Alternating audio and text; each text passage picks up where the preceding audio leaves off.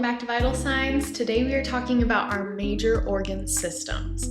If you're new here, I'm Professor Thomas. I'm here to give you a crash course on all things anatomy and physiology. Let's dive in. An organ is a structure made of two or more kinds of tissues. They're working together to achieve some kind of a goal. When we put a bunch of these organs together, they make an organ system. So we're going to be looking at our body's primary organ systems, the organs that make them up, and their overall functions. We'll start with an easy one, the integumentary system. This one is easy because there's only one organ there, the skin. Everything else is an accessory organ. So hair, nails, sweat glands, sebaceous glands, sensory receptors, all of that stuff is accessory. Our only organ is the skin. The primary function of this system is protection. What is it protecting us from? Everything. Anything we might encounter in the environment, the skin protects us against. The skin is also going to work for vitamin synthesis, specifically vitamin D when we go out in the sun. It helps to regulate body temperature, and it also functions as a sense organ. The primary organ of the skeletal system are the bones, and you've got 206 of them. The bones are working together with other things. Joints, cartilage, tendons, and ligaments. Pay attention to the difference between tendons and ligaments. Tendons connect muscle to bone,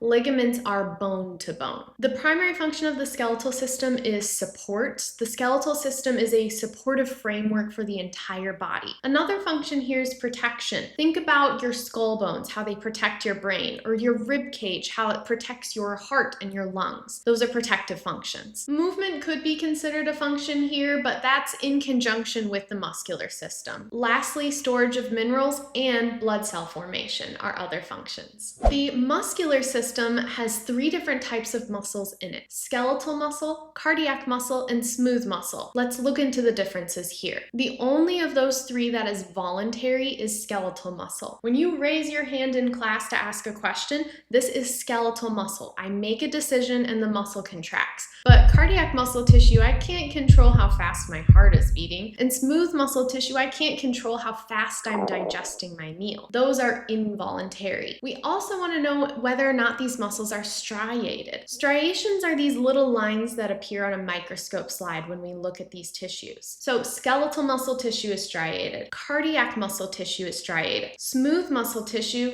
as the name would suggest, is smooth. When a tissue doesn't have striations, we call it visceral. Primary function of this system is pretty obvious: movement. Our muscles contract and we move. But other functions you might not think of would be maintaining posture. If you're trying to sit upright, you're contracting muscles to make that happen, but it's not a movement per se, right? So maintenance of posture is a function. Lastly, heat production, because when we're cold, we shiver. The nervous system is split into your central nervous system and your peripheral nervous system. The central nervous system is your brain and spinal cord. Peripheral nervous system is everything else. A primary function of this system is communication. We are communicating to integrate and control body function to get sensory information in from the outside world. Similarly, the endocrine system's primary function is also communication, but it does this in a different way. The endocrine system is communicating via hormones. Hormones are going to be slower to get to their location.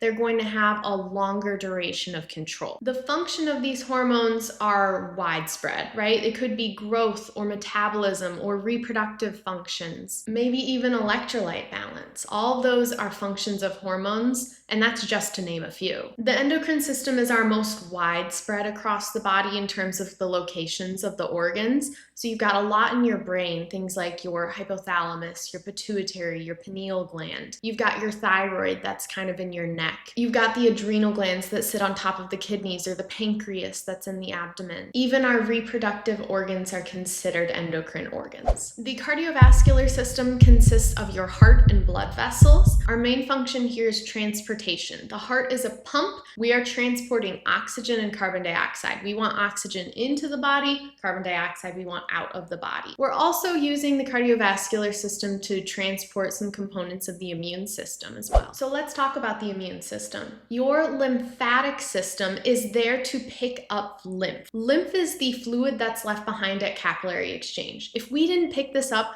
we would have a lot of edema or swelling in the body. But we do pick it up. We pick up that lymph, and it's traveling through the lymph nodes, through lymphatic vessels. It's getting filtered with the goal of getting it back into circulation a lot cleaner than what it was. Other lymphoid organs include your thymus and your spleen. So a primary function here would be transporting the lymph and also immunity. We are transporting a lot of immune cells here, things like phagocytes, antibodies, complement, with the goal of getting anything bad out of our body system or destroying it in some way. Your respiratory system consists of your nose, pharynx, larynx, trachea, bronchial tree, lungs, and alveoli. The primary function here is exchanging oxygen and carbon dioxide. Along that entire respiratory tract, we have mucus. The mucus is there to trap anything that you might inhale that we don't want getting into the deeper part of the lungs. So things like dust and pollen, we inhale those things when we go outside every day. The last function here would be acid-base balance, which interestingly enough is also a function of your urinary system.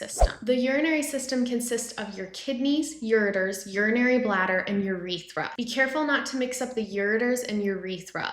The ureters connect to the kidneys to the bladder, but the urethra connects the bladder to the exterior. How I remember this is, you know how when you really have to go to the bathroom and you finally get to go, you kind of go, that's exiting through your urethra. It's silly, but it works. Primary function here would be filtration. The kidneys are filtering our blood, getting all of that bad stuff and getting it out of the body via urine. Other functions include electrolyte balance, water balance, and as mentioned earlier, acid-base balance. The digestive system is one big tube that goes from mouth to anus. So our food is going into the mouth, down the esophagus, to the stomach, small intestine, large intestine, rectum, and out through the anal canal. But along that main journey, we have accessory organs that are helping out.